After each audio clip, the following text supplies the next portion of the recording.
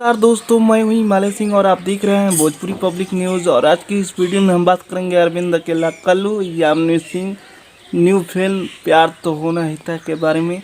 जी हाँ, प्यार तो होना ही था फिल्म में स्टार कास्ट में है अरविंद अकेला, कल्लू और यामिनी सिंह, सुशील सिंह, देव सिंह और भोजपुरी के और बड़े कलाकार नजर आएंगे।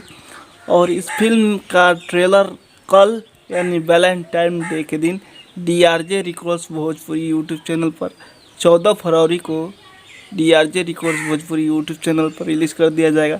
तो तैयार हो जाइए। यामिनी सिंह और अरविंद अकेला, कल्लू, आप सबके कलुआ की फिल्म का ट्रेलर प्यार तो होना ही था official trailer DRJ records Bhojpuri YouTube channel पर रिलीज़ हो रहा है। तो जाइए, इस चैनल को जल्द से जल्द सब्सक्राइब कीजिए और लाइक कीजिए, शेयर कीजिए। और हमारे चैनल को भी सब्सक्राइब और लाइक शेयर कीजिएगा, क्योंकि भोजपुरी के हर बड़े कलाकार का न्यूज़ अपने चैनल पे लाता रहता हूँ, छोटे बड़े कलाकारों का।